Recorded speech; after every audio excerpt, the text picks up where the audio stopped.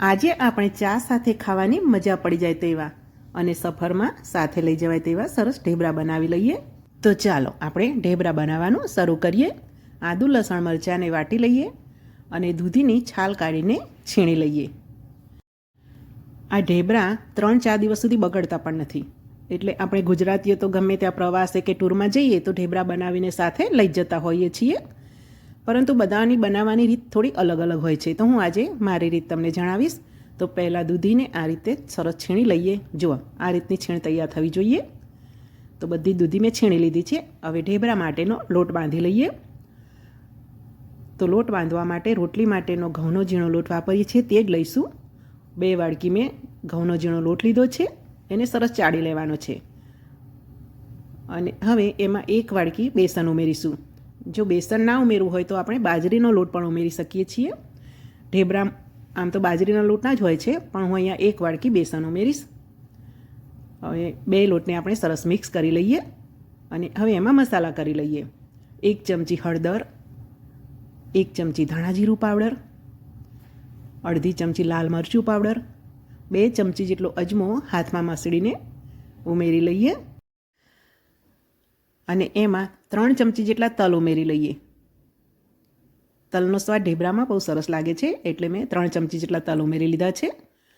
સ્વાદ અનુસાર મીઠું ઉમેરી લઈએ અને એમાં 1 ચમચી જેટલી દળેલી ખાંડ ઉમેરી લઈએ.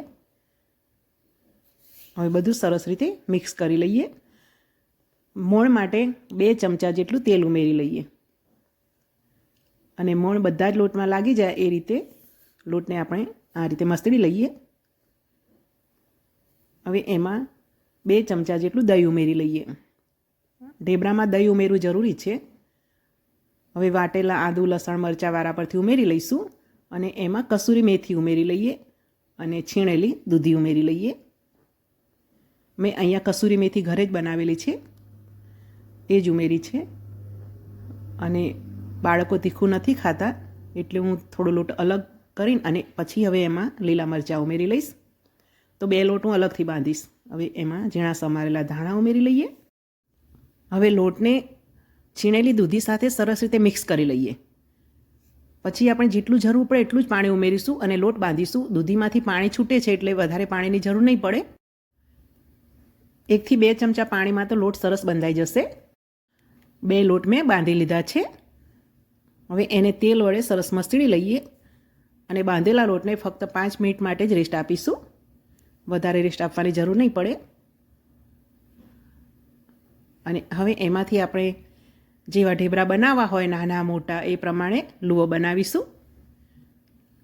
આ રીતે હથેળીની મદદથી મસળીને સરસ લુઓ બનાવી લેવાનો. હવે લુવાને આપણે લોટમાં બોળી લઈશું અને એનું સરસ ઢેબરું વણી લઈશું. લોટમાં આપણે ઘઉંનો ઝીણો લોટ પણ લઈ શકીએ અને ચોખાનો લોટ પણ લઈ શકીએ. તો હું ચોખાનો લોટ લઉં છું. તો ચોખાના લોટમાં આ રીતે આપણે લુઓ બોળી લઈશું અને લુવાને આ રીતે ખંખેરી લઈશું, એટલે વધારે લોટ નહીં ચોટે. આપણને થશે કે આ રીતે લોટમાં બોળીશું તો લોટ ચોંટી જશે, પણ નહીં ચોંટે. ખંખેરી લેવાનો અને આ રીતે સરસ એવું ઢેબરું વણી લઈશું. ગોળ શેપમાં બનાવી લેવાનું છે અને વધારે જાડું નહીં અને વધારે પાતળું નહીં એવું ઢેબરું બનાવવાનું છે. તો જુઓ કેટલી થિકનેસ રાખી છે, હું તમને બતાવી દઉં. બસ આ રીતે આપણે ઢેબરું વણી લઈશું. હવે આપણે ઢેબરાને શેકી લઈએ. તો ગેસ પર આ રીતે મેં તવી મૂકી છે અને એમાં અડધી નાની ચમચી જેટલું તેલ ઉમેર્યું છે. તેલ ગરમ થાય એટલે આપણે ઢેબરાને ચડવા માટે મૂકી દઈશું. નીચેની સાઈડ આ રીતે થોડી થોડી શેકાય એટલે એને ઉલટાવી લેવાનું છે. બસ આ રીતે થોડી થોડી શેકવાની છે. અને હવે જે નીચે સાઈડ છે તેને આપણે પૂરી શેકી લેવાની છે, પછી એને ઉલટાવવાનું છે. તો આ રીતે તવેથા વળી જોઈ લેવાનું કે પૂરેપૂરું શેકાયું છે.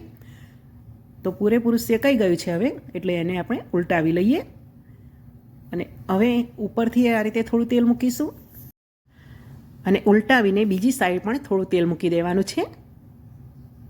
અને હવે જે કચરી સાઈડ શેકેલી છે એને પૂરેપૂરી શેકી લઈએ. બસ આ રીતે ફેરવતા જઈશું અને સરસ શેકી લઈશું. આ રીતે થોડું થોડું રતાસ પડતું થાય એવું શેકવાનું છે. તો જુઓ સરસ એવું ઢેબરું આપણું શેકાઈ ગયું છે. આ ઢેબરા આપણે ફક્ત બાજરાના લોટમાં પણ બનાવી શકીએ છીએ. બાજરાના લોટમાં મેથી ઉમેરીને પણ બનાવી શકીએ છીએ.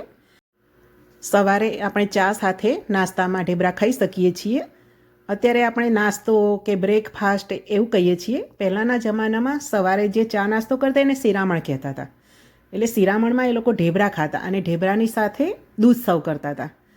તો આજે આપણે ઢેબરાની સાથે દૂધ સર્વ કરી લઈએ અને સાથે લીલા મરચાં સર્વ કરી લઈએ. મિત્રો, તમને કેવી લાગી મારી આ ઢેબરાની રેસીપી?